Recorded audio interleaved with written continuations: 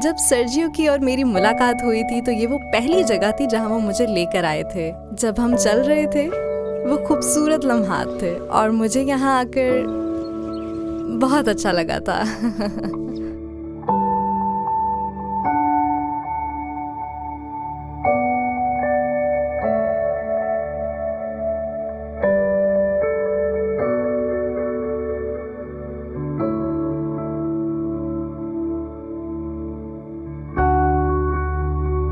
एक दाखिली मकाम के साथ कफरनहूम दो हिस्सों में बटा हुआ है। मेरे पीछे जो आप देख रहे हैं ये कफरनहूम का इस्राएली नेशनल पार्क है। ये सयाहों के इकट्ठे होने की जगह है। उन्होंने बड़ा अच्छा पार्क तामीर किया है जिसमें बेंचेस हैं, रेस्ट रूम्स हैं और मालूमाती मरकज है जहां सयाह कश्ती या कार किसी भी जरिए से आ सकते हैं और यहां से कफरनहूम के कदीम खंडरात की दरियाफ्त और अपने सफर का आगाज कर सकते हैं।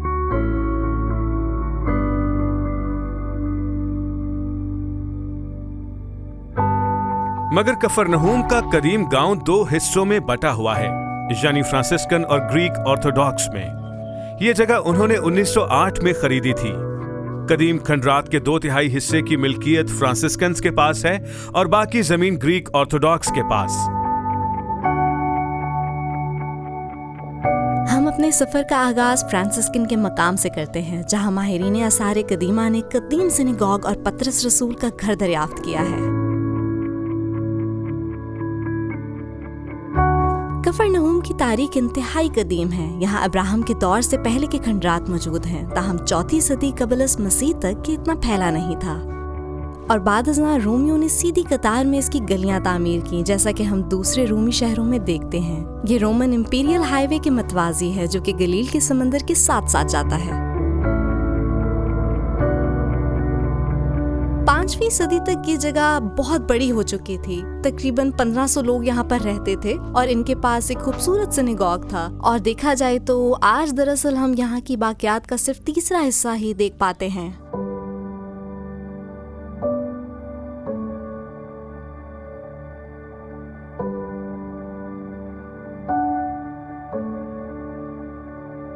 मैं इस वक्त 4वीं सदी के सिनेगॉग के पास खड़ा हूं जो उस सिनेगॉग के ऊपर तामीर किया गया है जहां खुद यीशु ने तालीम दी थी। उसने यहाँ बेशुमार मौजज़ात किए, सूबेदार के खादिम को शिफा दी, पतरस की सास को शिफा दी, उसने बदरू गिरफ्तार शख्स को शिफा दी।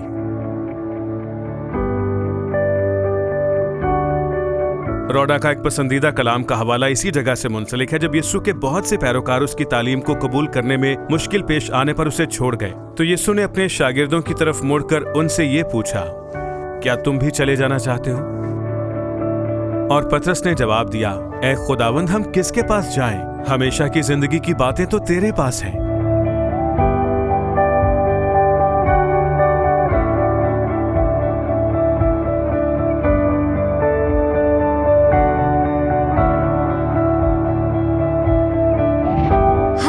जो यहाँ आता है उसे बताया जाता है कि ये पतरस का घर है, लेकिन हम यकीनी तौर पर कैसे जान सकते हैं? हम जानते हैं कि ये माहीगिरों का मशहूर गांव था। हम जानते हैं कि ये एक मरकजी जगह थी। हम अनाजील से जानते हैं कि यीशु ने यहाँ आकर मनादी की थी, लेकिन हम ये कैसे जानते हैं कि ये वही जगह है जहाँ असल में पतरस का घर था?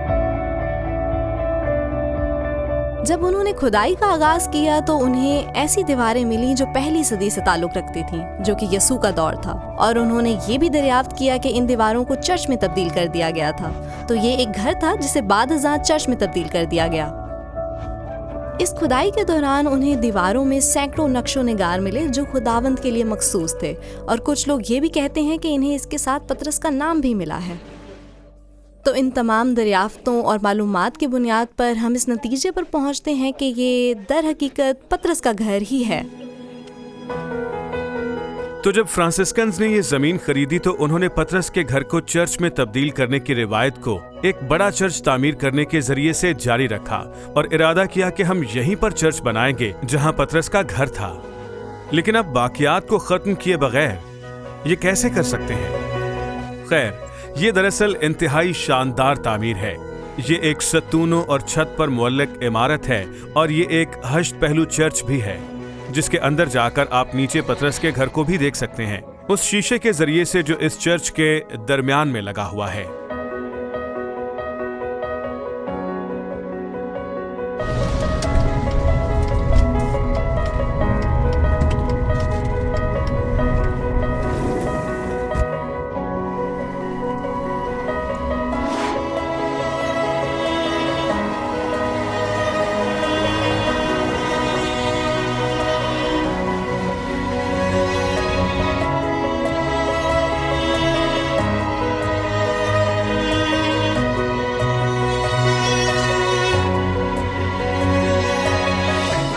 तो ये हिस्सा जो आप देख रहे हैं, इसके बारे में अगर हम बात करें तो ये ग्रीक ऑर्थोडॉक्स चर्च से ताल्लुक रखता है। और इसके बारे में दिलचस्प बात यह है कि इसमें खुश्की के 8 खित्ते हैं जिनकी अभी तक खुदाई नहीं की गई। और जैसा कि आप देख रहे हैं, ये तमाम यीशु के दौर की अनछुई बाकियात हैं जिनकी खुदाई अभी होनी बाकी है। चले मैं देखता हूँ अगर हम चर्च में जाकर किसी शख्स से कहें ताकि वो हमें बाहर ले जाकर ये बाकियात दिखा सके।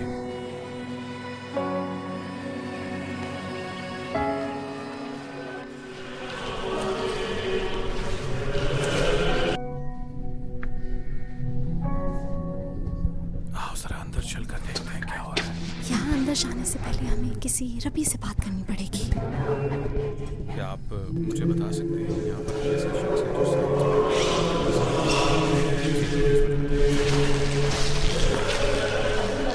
जो जब हमने ऑर्थोडॉक्स प्रीस्ट से बात की तो उन्होंने वजाहत की कि यहाँ खंडरात की खुदाई क्यों नहीं की गई।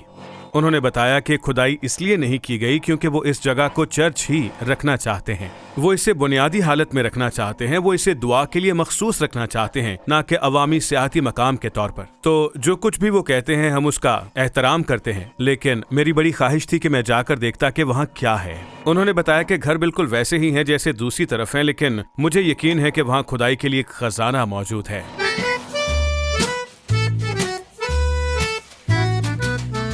पहली मुलाकात पर हम यहाँ से गुजर के पार्क में गए थे क्योंकि करीब पड़ता है। ये 1 मिनट की पैदल मुसाफत है। और पहले दिन यहाँ की सुवेनियर शॉप से सर्जियो ने मुझे एक अंगूठी खरीद कर दी थी। ये बहुत जल्दी हो गया था ना? वो मैं कुछ कह तो नहीं रही थी। लगता है सर्जियो डिनर की तैयारी में है। मुझे लगता है कि मैं इनको पसंद नहीं आया। मेरे लिए ये कर सकते हो।